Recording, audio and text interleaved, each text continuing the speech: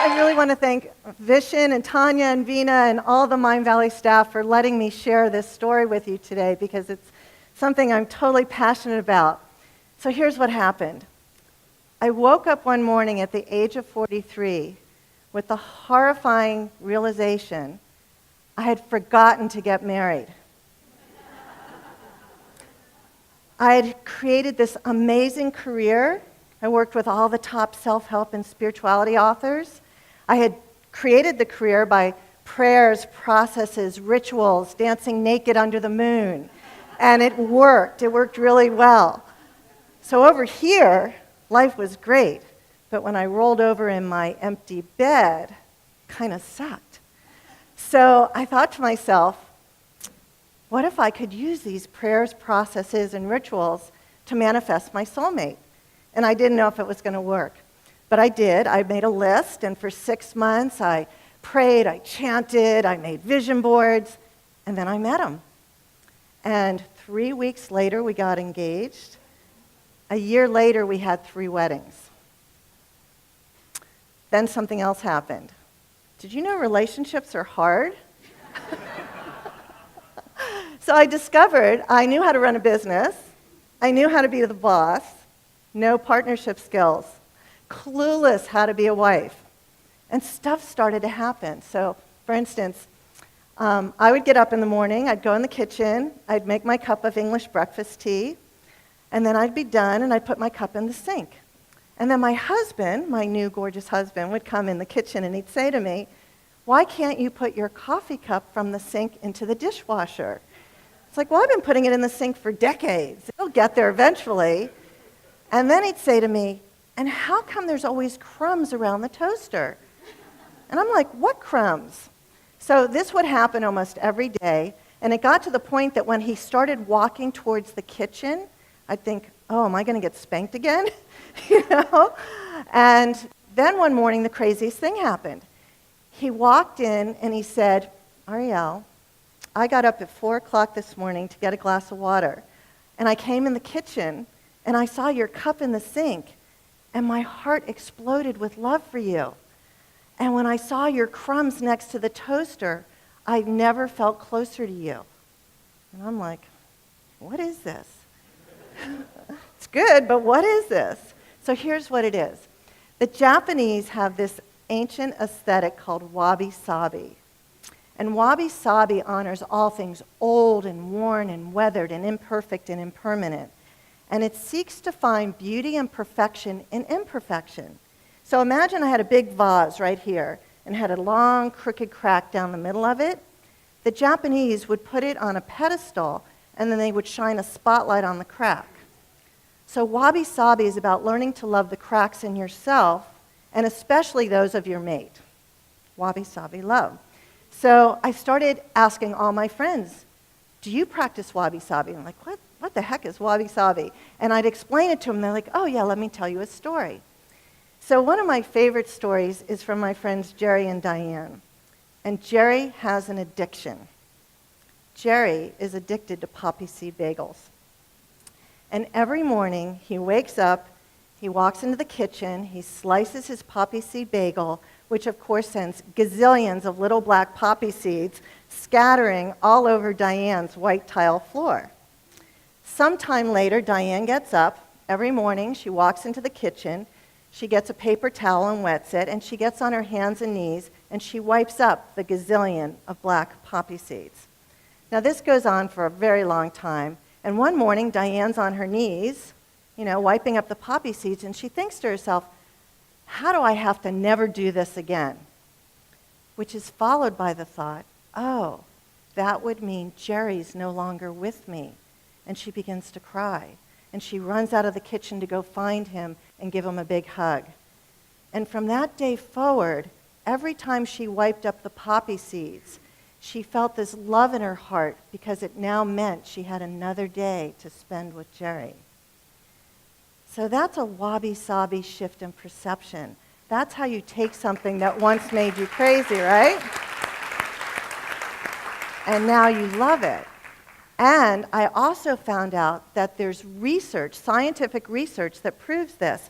So there's a woman at the University of Buffalo named Dr. Sandra Murray, and she did studies on couples who wear rose-colored glasses. And what she found is that couples who wear rose-colored glasses, I now call them Wabi Sabi glasses, is that they have happier, more satisfying relationships. And she calls it the Pygmalion effect because it's the phenomenon where when you raise your level of expectation for someone, they rise to meet that level. You and I would probably call it a self-fulfilling prophecy. And what happens when you wear the rose-colored glasses is you begin to look for what's right in the relationship instead of what's wrong. Does this make sense? Right? How many of us are looking for what's wrong instead of what's right? So I needed a lot of this, me with the no partnership skills. So one of the things that really drove me nuts about Brian happened in the bathroom.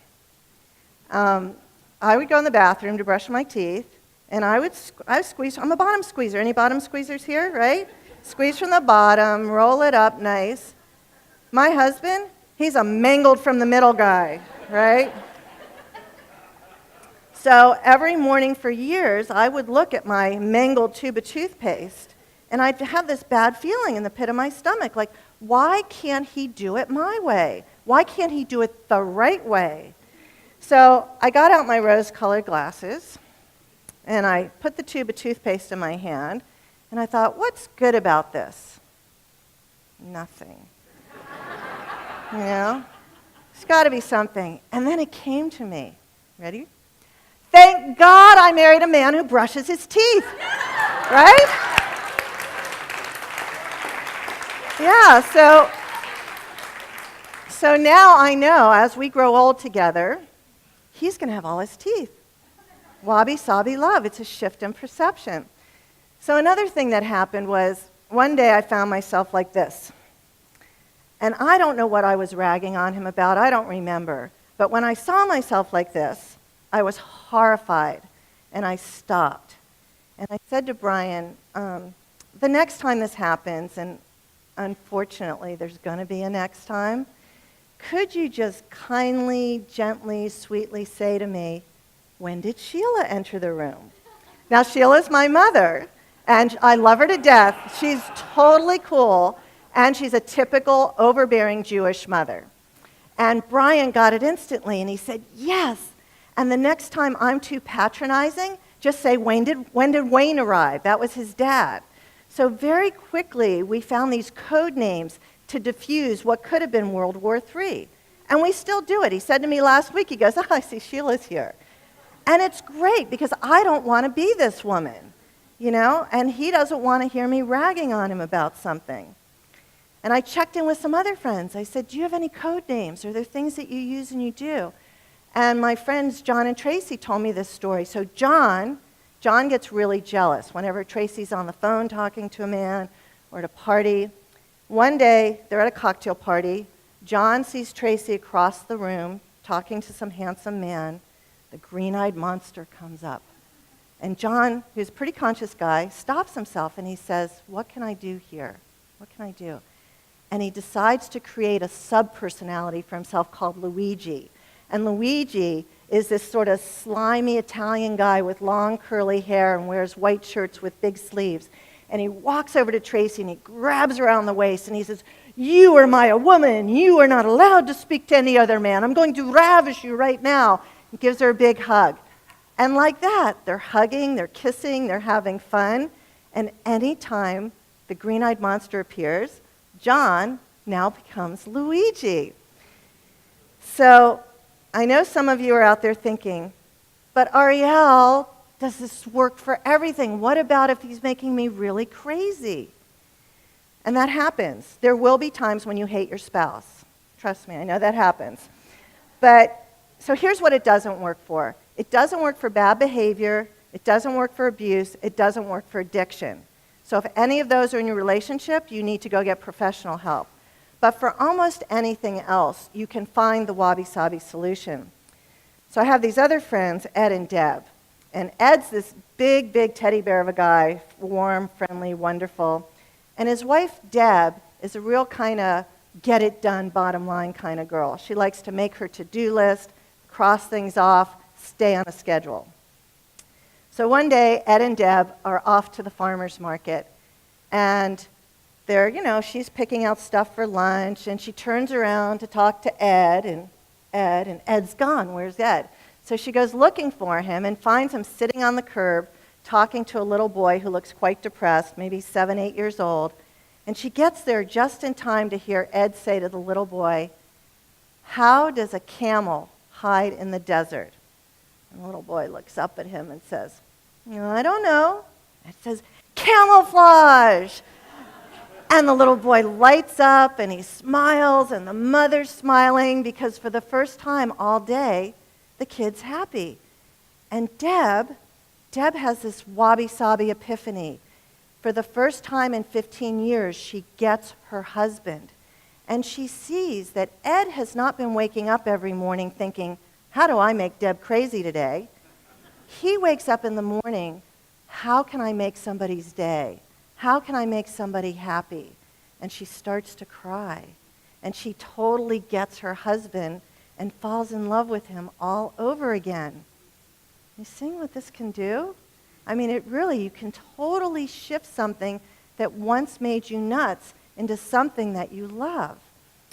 So I had a really hard one that it took me a long time to figure out the wabi-sabi solution to. I'm a HSP. I'm a highly sensitive person. Any other HSPs in here? Right? A lot of you, right? So these bright lights are killing me. I hate them.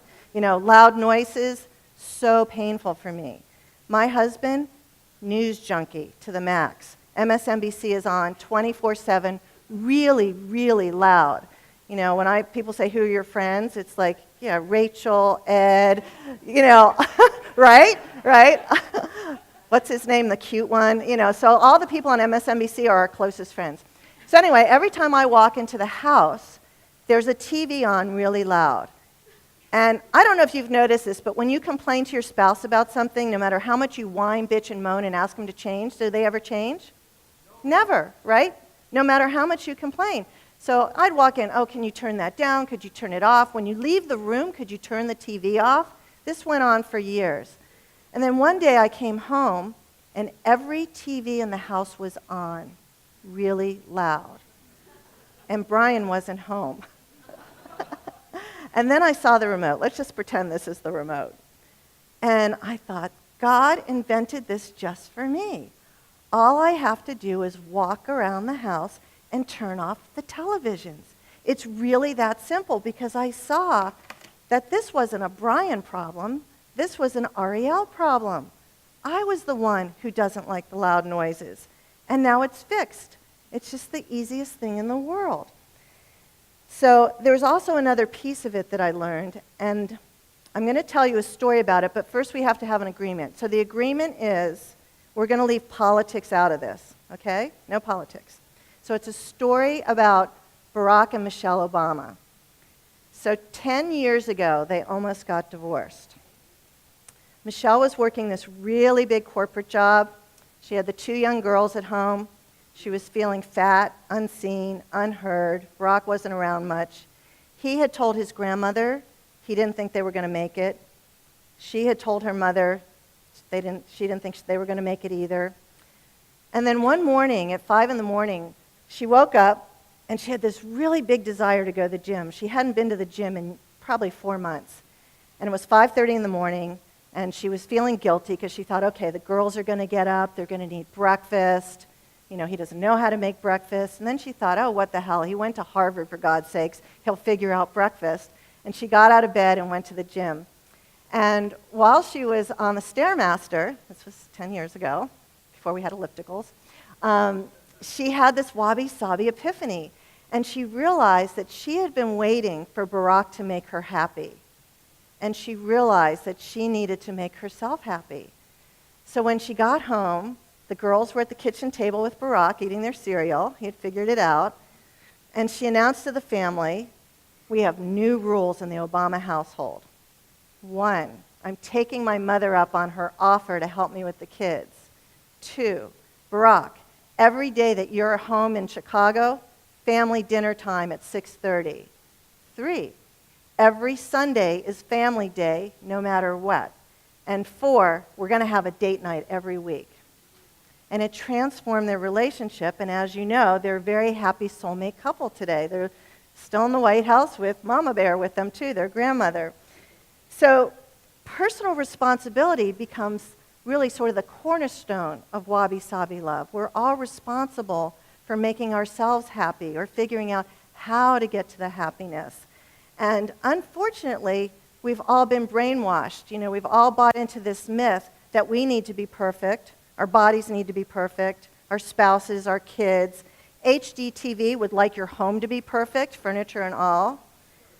And the truth is, it's impossible. The striving for perfection leaves us sad, angry, disappointed, upset, upside down. It's just not possible. So I think right now we should have an agreement to change the word perfection to pure fiction. Right? Because that's what it is. Yeah, pure fiction. And really coming to understand and embrace Wabi Sabi love has finally made me a good partner. We just had our 15th wedding anniversary. We're still blissfully in love. Things are really great. And I know that this stuff really works because if you decide to shift from what I call annoyed to enjoyed, you can change conflict into compassion. Because I want you to think of your partner's annoying behaviors as a gift. They're doing this so you can be a more loving, kinder, generous person. They're there to be your teacher, to really show you how to be a Wabi Sabi artisan. Anybody willing to do that? Yeah. Now, the other good part about it is you can do it with yourself. So if you're beating yourself up, you're making yourself wrong, just say, I'm having a Wabi Sabi moment, and find something good in it. And I'll give you an example. I'm a really sloppy eater. If any of you have eaten with me, you know this. When I eat, I'm very into it, and my food gets on me, and it gets on you.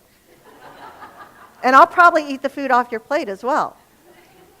So my story is that the way I eat is a demonstration of my enthusiasm for life. So I no longer have any guilt or shame around my disgusting eating habits. Got it?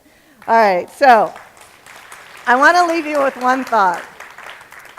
Sam Keen said this brilliant thing. I found it the other day. I haven't memorized it yet. So he says, we come to love not by finding a perfect person, but by learning to love an imperfect person perfectly. Thank you. Thank you. So that's it. Thank you. Thank you. Thank you.